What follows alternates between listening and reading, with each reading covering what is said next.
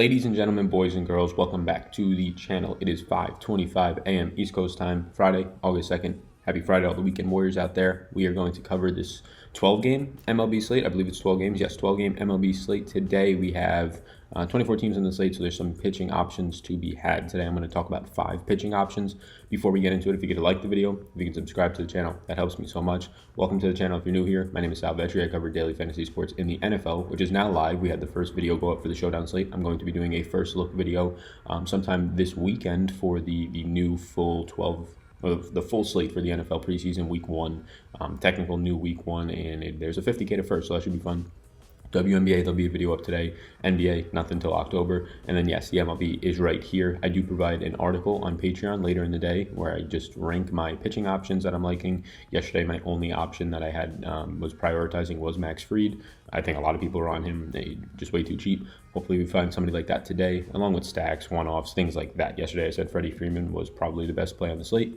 He didn't end up being the best play on the slate, but 20-plus DK points or whatever he had, 3-run homer, along with a guy like Alex Bregman, we like for home run picks. Vlad Guerrero Jr. and Bogart just went absolutely monster yesterday. So you had to have at least one of them to do anything, both of them to win something. But yeah, let's get into it. There are 5 pitchers, like I said. And again, if you can hit the like button, hit the subscribe button. We're about to hit 5,800 subscribers, and that's absolutely incredible to start the NFL season. NFL content is now going to be pumped out daily. There is an NFL tier now on Patreon, link down below.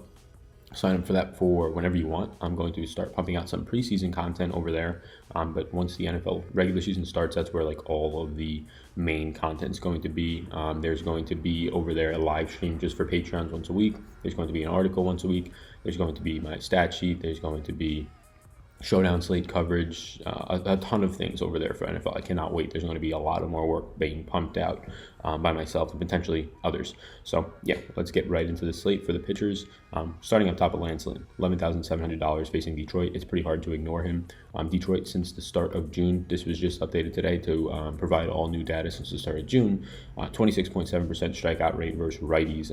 There is one other team that's worse, and it's barely, right? 27.1 is Texas against righties since that time. So second worst in the league, right up there, being the worst, pretty close to virtual tie, is Detroit in terms of how many times they swing and miss versus righties. And Lance Lynn has been absolutely fantastic. And where he has been fantastic is against righties. So he has a 27.4% overall strikeout rate. And that's getting really, really bogged down by his 19.9 strikeout rate versus lefties. What we care about is a 34.8 strikeout rate versus righties. Detroit today, they might roster Kristen Stewart. He's a true lefty. They might roster Nico Goodrum. He's a switch hitter. Maybe one other switch hitter, but for the most part, there'll be 6 to 7 true righties in this lineup, meaning that there's going to be a 34.8% chance that they strike out every single time they're up to bat, especially when there's guys in the lineup that have higher strikeout rates. Lance Lynn, $11,700. The price point is steep. He's a huge favorite, minus 235, and he goes the deepest into games by far on this slate, 6.41 innings pitched per start. The next closest is 5.88 innings pitched per start. That's actually Trevor Williams at 7,200 for Pittsburgh.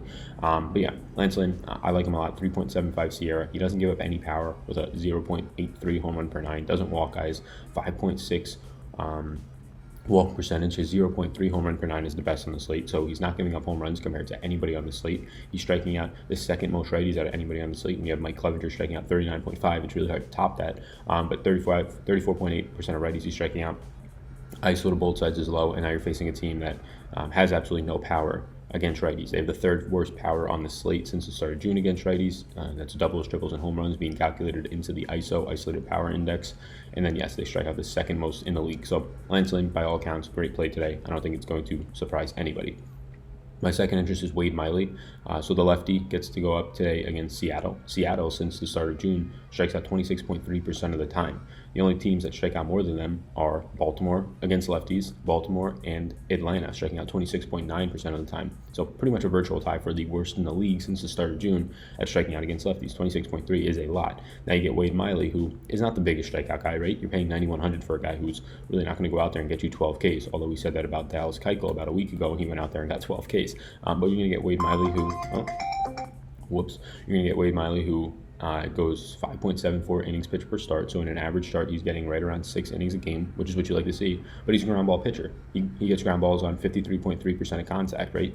That's the highest on the slate by about 5 percentage points, 4 percentage points. The next closest is Martin Perez with 49.2. So you're getting Wade Miley, who's going to be very safe with the ground balls 53.3% of the time, and then a 30.9% fly ball percentage. That's also in the top 5 on the slate in terms of being some of the lowest. So he's not going to strike guys out. That's a downside. 19.6% strikeout rate versus righties. 23.3s are on average against lefties, so that's not as bad. But you're going to get that propped up a little bit by the fact that he's a lefty, and Seattle's absolutely atrocious against lefties. They swing and miss a lot. He doesn't give up any power, 127 ISO to lefties and 147 ISO to righties. He's going to pitch in a ballpark today that, if anything, is going to help the pitcher more so than the hitter. I think that Wade Miley today becomes a interesting play. The price point is the thing that stinks. If he was in the 8K range, the low 8K range, I think he would be a slam dunk. If he was in the high 7K range, I think he would definitely be an alley-oop slam dunk. But 9,100 starts to become a little bit steep. He's definitely still interesting to me. You're going to see that on this slate, there is not that many options, and it seems like that's the case more and more as the summer goes on, and teams just made deals for some of the top pitchers to go on their team. So now they're going to have less and less times where there's going to be top pitching on the slate all at once, right? With Trevor Bauer now can't be on the slate with Sonny Gray, and you can't have Zach Greinke on the slate with Justin Verlander or Garrett Cole, if you know what I'm saying. Now they're all on the same team. So more and more we're seeing less and less quality pitching on the slate. Below $7,000 today is just a joke, honestly. So Wade Miley at 9,100, it makes it really difficult to pair him with Lance Lynn, and then you're spending like $2,200 on your pitching. But if you do not want to go to the top range and you want to start somewhere high still and have a quality option, I think Wade Miley is definitely quality. I think he's more so leans on the safe side. He'll go deep into the games. He'll get a ton of ground balls, strike out if he goes 6 innings, maybe 4 or 5 guys. And then what you're hoping for there is the fact that he's a 270 favorite, the biggest on the slate. You get your win upside. He goes deep enough into the games to allow you to get that win one and allow you to pick up some strikeouts, get some outs, and he limits damage almost every single time he goes out there. He's been absolutely solid. He's now goes from the number 3 in Houston with his Greinke addition to now the number 4, and that might be the best number 4 in baseball. It definitely is. So yeah, Wade Miley, my second interest. My third interest, and I almost wanted to make it Kevin Gausman against Cincinnati, but there are some worries I have with Kevin Gausman. We can get back to him, but I'm going to go to Martin Perez at 7,900, facing Kansas City today. He's a 250 favorite. Kansas City, like we continue to say, has been absolute garbage. They've been the worst in the league by far. They're putting up Miami Marlins season-long numbers against righties since the start of June, 127 ISO. But it doesn't really matter today because Martin Perez is a lefty. But do keep that in mind. Once the bullpen comes in, there's going to be some righties in the Minnesota bullpen, primarily righties. But Martin Perez is a lefty. They only have a 156 ISO against lefties. That's the third worst on the slate. Only Detroit and only Baltimore are worse at generating power against lefties. And then when you look a little bit more, they do strike out 24.6% of the time versus lefties. So this is a team that is really bad at generating power against righties, and they don't strike out, though, against righties with 22% of the time. Now we can pick on them because they're bad at generating power against lefties, and they also strike out 24.6% of the time, is well above average. Average is around 23.5 for a strikeout rate for a team. So you get Martin Perez, another guy who's we've kind of hinted is very good at generating ground balls, second best on the slate to Wade Miley, 49.2% ground balls. His 28.9% fly ball rate is the fourth best on the slate. There's a lot of pitchers who are around 27%. His 28.9 is very good. Doesn't give up any power to lefties in 0.34 ISO. You won't really have to worry about that too much, as there's not many dangerous lefties, but no Mondesi in the Kansas City lineup still. But he doesn't give up any power to righties either with a 162 ISO to righties, 0.97 home runs per 9, so anything below 1 is obviously great. Huge favorite. So yeah, Martin Perez at 7,900 sort of becomes this cheaper version of Wade Miley, in my opinion, and he's a lot cheaper. So I think they look a lot similar today. They have similar favorites to win. Wade Miley 270, Martin Perez 250, the two biggest favorites on the slate, at least as of right now. We're still waiting on 2 games lines, maybe 3. Yeah, 3 games, the lines to come out for, but I imagine that should hold.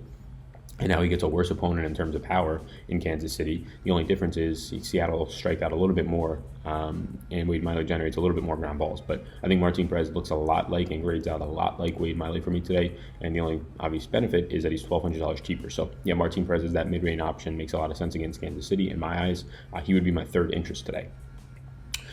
My fourth interest is Jason Vargas, as gross as that sounds. I believe this is his first start with Philadelphia today. He's a 190 favorite, and now he gets to go up against the White Sox. This is all because of matchup. This is all because he's cheap, right? We're looking for now cheaper options, and I can tell you right now, we'll go through the below $7,000 range. There's nothing down there outside of maybe one option that I'd even consider. So we have to do what we can with this slate today. But yeah, Vargas at 7,400. He's a lefty.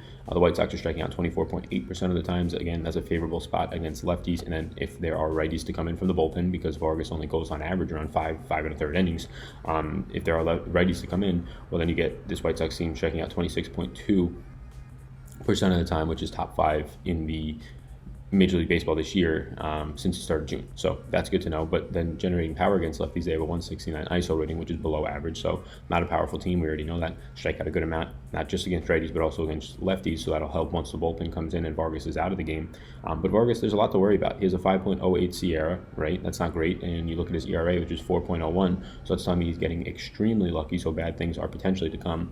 9.8% walk percentage, not great. Doesn't give up home runs as much, only giving up a 174 ISO to righties. You're going to get many righties in this lineup. John Jay should be the only true lefty in the lineup. Guy can't hit a home run. He gives up 200 ISO to lefties, but I'm not too worried about that because, again, John Jay should be the only true lefty in the lineup. There'll be 2 switch hitters, Moncada, and potentially, I can't think of the other switch hitter in the lineup, but he'll have 6 righties, which is where he has more strikeout stuff, 21.2% compared to his 17.2 against lefties. Look, this isn't the greatest of plays. It's the fact that he has a weak opponent and he's an okay pitcher. He's my 4th interest today, but the guy below him is probably who I get to way more often. I imagine the ownership goes there too, but maybe not. Vargas usually attracts a lot of ownership, I think just based off of name value for some reason. He's been around long enough. But my 5th interest is Trevor Williams, the guy right below him at 7,200 today. Trevor Williams goes the 2nd deepest into games out of anybody on the slate, which is ridiculous that he's priced at 7,200. 5.88 innings pitched per starts, only behind Lance Lynn in terms of how deep he's going into games. Trevor Williams has a decent SIERA, 4.64. You don't like to ever see anything over 4.5, but you're working with what you're working with on this slate. Only walks 5% of batters, doesn't give up any hard contact, really, 35.1%. The downsides is, and really everybody in this range doesn't get any strikeout stuff. 22.9% against righties, and then 15% against lefties. There's going to be both lefties and righties in this New York lineup. They're pretty blended, right? The lefties are going to be Cano, Conforto, potentially 1 or 2 others in there. So yeah, the matchup for him is not the greatest. Since the start of June against right-handed pitching, the Mets are only striking out 21.5% of the time. They're actually a very, very disciplined team at the plate, and then they're generating a decent amount of ISO, 182. So what you're looking at here in Trevor Williams compared to Jason Vargas is overall a better pitcher, indicated by SIERA, indicated by walk percentage, indicated just by how deep he's going into the games, more efficient and better real-life pitcher. But you're seeing a much easier matchup for Jason Vargas, in my opinion, against the White Sox compared to the Mets since the start of June, at least. So both of them are options. I do like the fact that Williams does go 5.88 innings pitched. He's going over around an inning more per start than Jason Vargas, which is very important. I mean, even if that inning is just an average inning, right there, you're getting another 3 fantasy points, and that's if there's no strikeouts. That's if the win upside doesn't come into play, right? So I think that you're kind of choosing between these 2 guys if you are looking for small things. I think I'd lean Trevor Williams.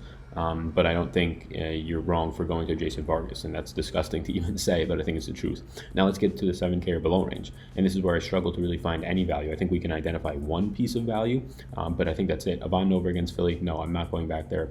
He does go deep into the games, but I'm just not going back there to a guy who gives up almost a 200 ISO to both sides of the plate, strikes out 15% of overall batters. Yeah, not happening. Eric Lauer against the Dodgers, there's just no way. I want all the Dodgers today. I get it. Lauer doesn't give up too much power, but he also doesn't strike anybody out. And this Dodgers team is just scary to even think about putting a pitcher up there against. This would be the spot that I would potentially make my 6th interest, and I could highlight this right now, and it's Tyler Alexander. This is going to be his 4th start of the season. Look, he's a lefty going up against Texas. I wish he was a righty because Texas strikes out 27.1% of the times versus righties since the start of June. The highest in the majors against lefties, though. They do strike out 24.8%, but it's closer to around average. It's top 6 on this slate. So you get Texas in his 3 previous starts. Again, a smaller sample, but he's going a 5 1/3 innings pitch per start. He only has a 4.2 SIERA, which is pretty good. Yeah, he's a lefty, so it's going to help a little bit with lefty on lefty matchups in this lineup. He only walks 3% of batters. Again, it's very limited innings that we're looking at right now. It's like overall like 12 innings, I think. But it's important to kind of notice things. He's striking out 29% of lefties, 18% of righties, stabilizes. Strikeout rate stabilizes the quickest in the majors in your starts, so that's good to see that. He hasn't given up any power, no home runs, no doubles to lefties. Again, small sample. He's probably only faced like 6 lefties total overall. So what I'm trying to say here is he's 6,400. he has been okay in 3 starts, right? He's averaging in his 3 starts like 13 fantasy points an outing. I would say Texas is potentially the most powerful team he's faced now. They have a 200 ISO since the start of June against lefties, which is much better than their 169 ISO against righties. You're digging for dirt down here and below the 7K range. I think he's your best option at 6,400. I'm going to look deeper into this as the day goes on to kind of identify where the best value actually lies. But as of right now, I don't think I'm touching anything below 7K outside of potentially taking a stab at $6,400 Alexander. But I do prefer Trevor Williams for $800 more. If we continue to go down, you have Dylan Peters at $6,000 against Cleveland. The Dylan Peters that gives up over 2 home runs per 9, and he gives up the second most hard hit percentage at 43.9 on the slate. Doesn't strike out anybody really. And now you're going to tell me that he's facing Cleveland, who since the start of June has a 221 ISO, the second highest on the slate, only to Atlanta. They don't strike out at all against lefties, 17.7%. Second lowest on the slate, only to Houston, who has a 16.4%, which is ridiculous. No, thank you. Sam Gavigilo.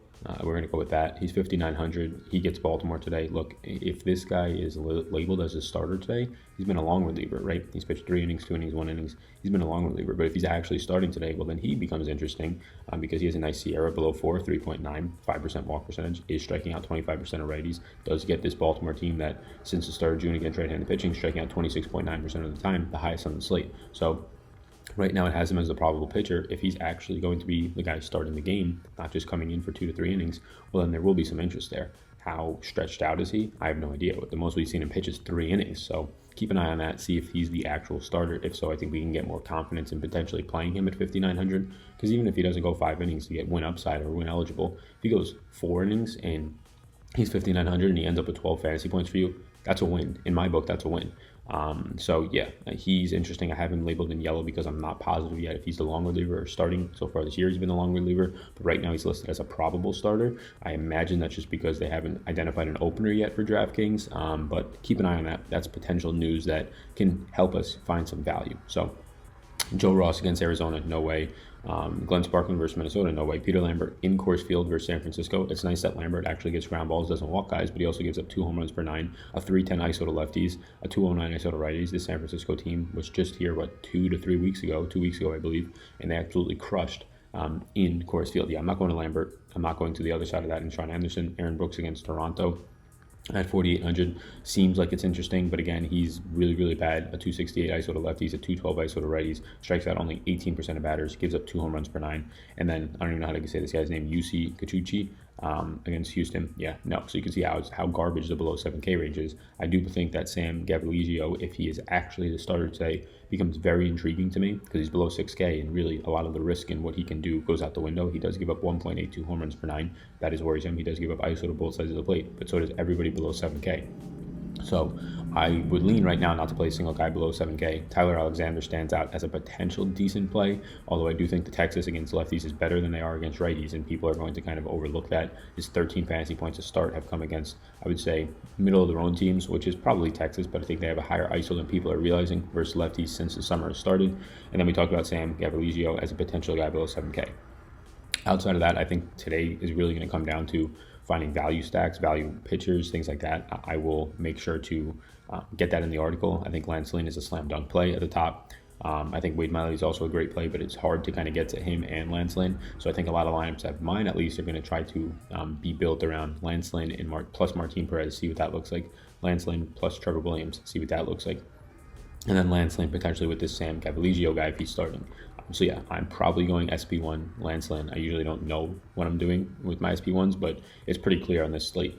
You have the best pitcher on the slate, maybe not overall pure talent because you have Clevenger and Robbie Ray, but the best pitcher in price-wise on the slate facing a bottom 3 team in the league, and they do strike out, and he gives up no power, and he strikes guys out. So it's pretty clear-cut for me. So that's where I'm at right now. Hopefully this video helps. Hit the like button before you leave. Follow me on Twitter at SalVetcherDFS.